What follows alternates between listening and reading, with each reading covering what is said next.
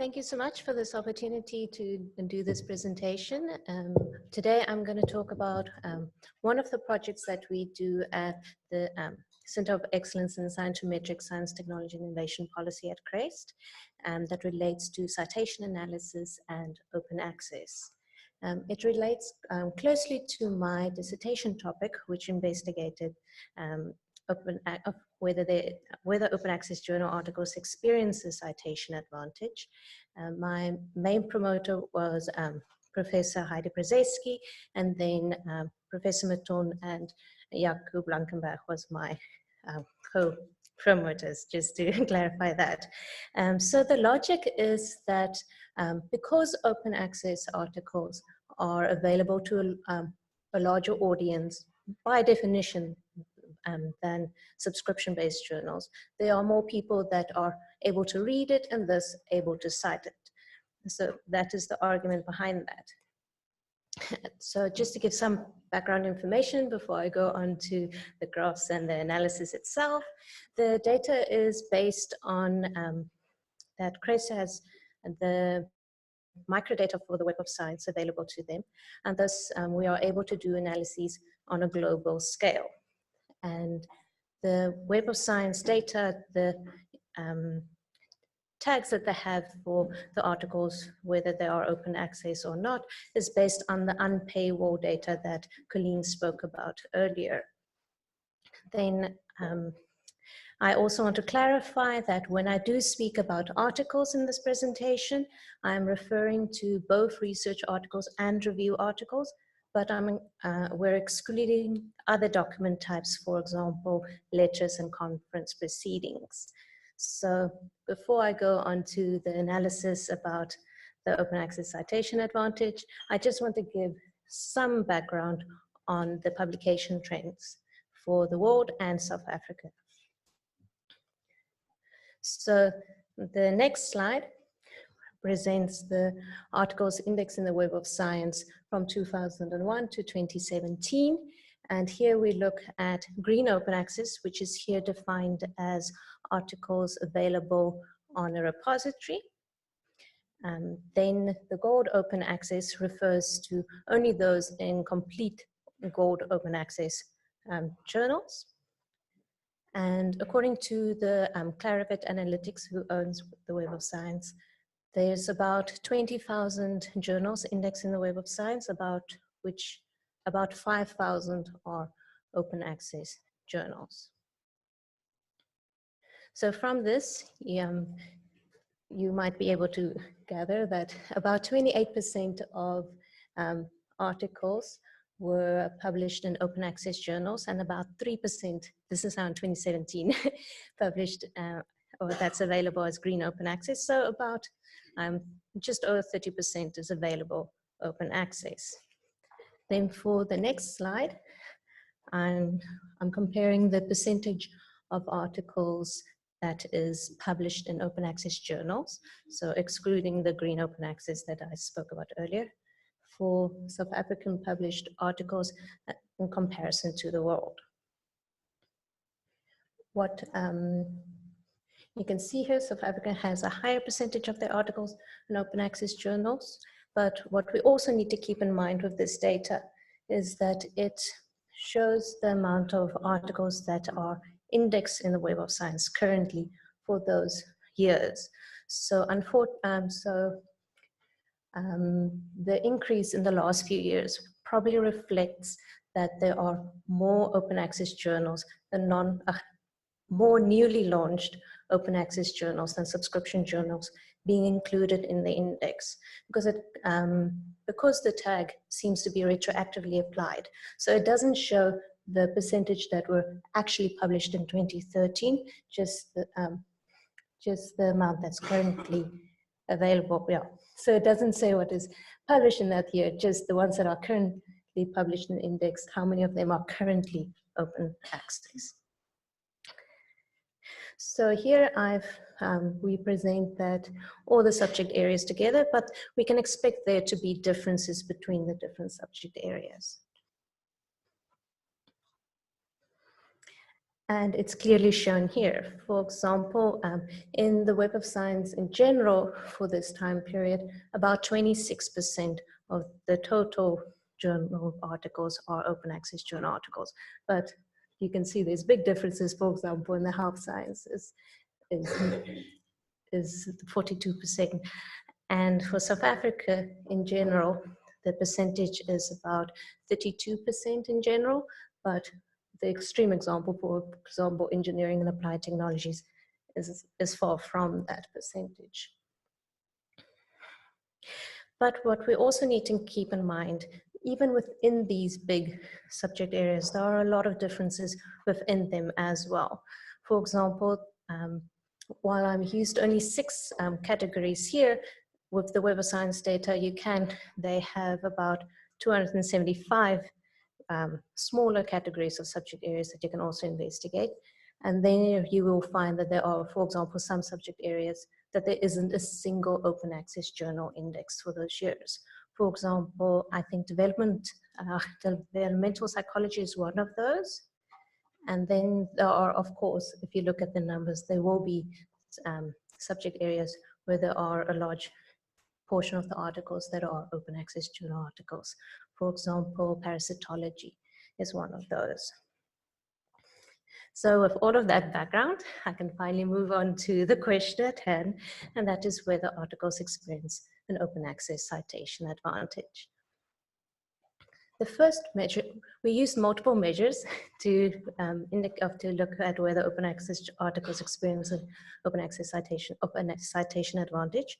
The first one is whether articles have received any citations within the first 5 years after publication. Now, the last few years might look strange, but it's because 5 years hasn't passed yet since 2015. But because we are interested in the difference between the open access journal articles and the non-open access journal articles, the fact that 5 years hasn't passed is this true for both open access and non-open access journal articles for that here. So yes, as you can see for yourself, it seems as if for most of the years, the index articles experience, the open access articles experience the citation advantage. Then the second measure of citation advantage that we looked at is whether articles, so the second measure that we looked at is whether open access articles experience the citation advantage being part of the articles that receive the most citations. And here we look specifically at their percentage amongst the most frequently, 10% most frequently cited articles. Now, we do understand that there are differences between subject areas, and we normalize for that based on the mean number of citations that articles tend to receive within that subject area. And here, again, you can see that the open, and we also use the 5-year citation window in this case as well. But yes, as you can see, the open access journal articles for most of the years experience the citation advantage. Now, just as I indicated, the same reason why we had to normalize per subject area is also why we're looking at the different subject areas separately here. And the first thing that you will observe is that most subject areas, the vast majority of the articles get cited within the first 5 years after they've been published, with the humanities and the social sciences being the exception here, especially with the humanities, with the majority of the articles not being cited at all. But it's also these two subject areas in which open access journal articles don't experience a citation advantage. Then the next measure is here with each of the subject areas. And what we should note here is that in agricultural sciences, health sciences, and natural sciences present about 62% of all the articles for that time period in the Web of Science. So that might explain the trends that we've seen earlier now. And these are also the 3 subject areas in which the citation advantage is actually, an open access citation advantage is actually seen. And earlier I referred to that in the Web of Science, you can also investigate per the smaller subject areas, that 275. And we've done for 2 subject areas, just to give an illustration of this type of analysis. So we took optics and robotics. Both of them have about 20% of all of their articles published in open access journal articles for that time period. But we see that, for example, optics, there is an open access citation advantage, and for robotics, there's not, for the first measurement, whether the articles were cited at all. Then for the second measurement, we see again that optics experience an open access citation advantage and robotics does not. But to some degree, what we wanted to illustrate here is that there are big differences between the subject areas. And while we didn't clearly illustrate it here, we should also keep in mind that just because in a subject area, the articles experience a citation advantage in accordance to the one measure of citation advantage, it doesn't mean that it will necessarily experience it for the other measures. So just because the articles tend to receive one citation, it doesn't mean that it will receive exceedingly many citations. So then I'd like to move on to the South African example. So here we also see that in most of the subject areas that the open access and non-open access journal articles tend to receive a similar percentage. And we see that it's in the 80s or high 80s to 90s. But similar to the Web of Science as a whole, the humanities and the social sciences tend to not receive an open access citation advantage according to this measure. Then for the second measure, we see that so like the world as a whole, there's an open access citation advantage in the health sciences and natural sciences, but unlike the world, there isn't one in the agricultural sciences. But the last message that I would like to leave you with is, even though we focus now here on whether an article is open access or not an open access journal article, and whether they experience a citation advantage, there are many other factors that has an effect on the number of citations that an article receives. For example, whether the article is a product of international collaboration, or whether the journal is internationally focused or not. But one of the other factors is whether it is an established journal or not. And this might particularly be a case here for open access, because we know that many of the open access journals are newly launched journals. Thank you so much for your attention.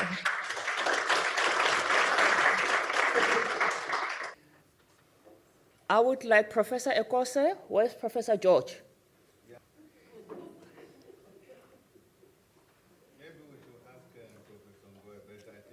But I think what is important is the fact that the newly established journals, they really need to gain their reputation. If not, they will not break it in that open access space. Mm-hmm. Yeah. And what about the D-head list? Well, for now, she is aware of the D-head list, but the colleagues who are outside South Africa, yes, they may not be aware of that.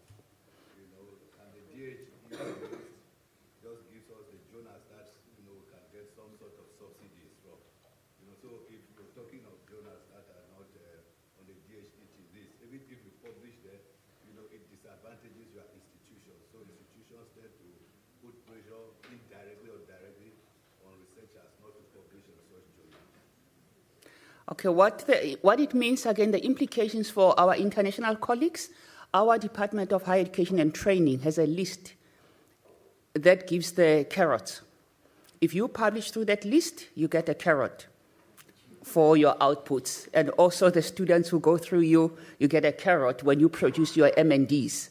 So what it means is that if we don't follow that route, the chances are very slim, again, of getting recognition and awards from the other side, because our researchers are now forced to look for funding outside other than just relying on a funder, but they have to proactively seek funding, and as it relates to our teaching and learning innovation and community engagement, they are forced, and it's part of their KPAs.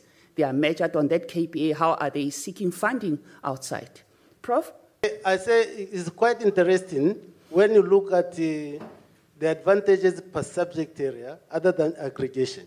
Because in engineering, for example, you find that there are thousands of journals. But if you go by subject, then you can see which one have got the advantage. And that was very interesting. The second interest is the one for humanities and social sciences. It seems to be quite conservative. They're not adopting to this open access. And the main reason is what George mentioned, our DHET policies. Where I say now, if you publish in this particular journal, many people think that open access is equivalent to predatory. And that really, we need to remove that perception. Thank you. Okay. Moving on this one. Botswana colleagues, Dr. Kobose, where are you? Yes, indeed, we are still trying to work on a list of accredited journals that our professors should publish in. But that is still a work in progress. But we are looking at what South Africa has, and I know my colleagues, the academia, have some reservations. They still want to come up with their own. Thank you. Okay. Where's Jaco? Jaco, where are you sitting? Okay, another research question for you, research problem that you can look at Namibia and especially the southern part, including Botswana, how you can analyze that data. Don't frown, Jaco. You don't have to answer if you don't. Yeah, but I don't have an give you a answer, research but of question. course we can do it. So are you going to do it? If there's time. Okay. Professor Kobose will give you that address. Okay, you just go on Instagram, you'll find him there. Thank you, ma'am.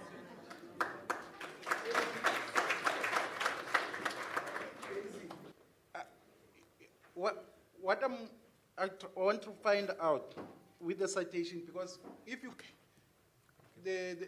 look at the green open access, how sometimes when people, why they may have access to journal via green, but when they cite the original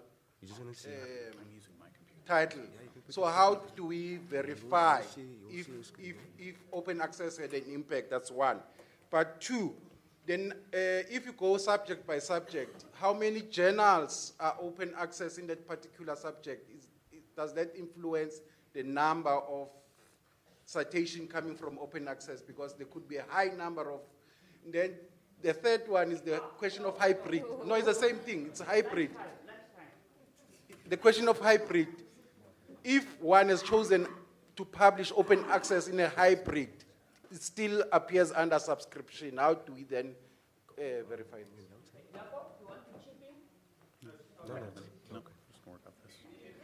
There's quite a few questions there, so I'll try to answer all of those.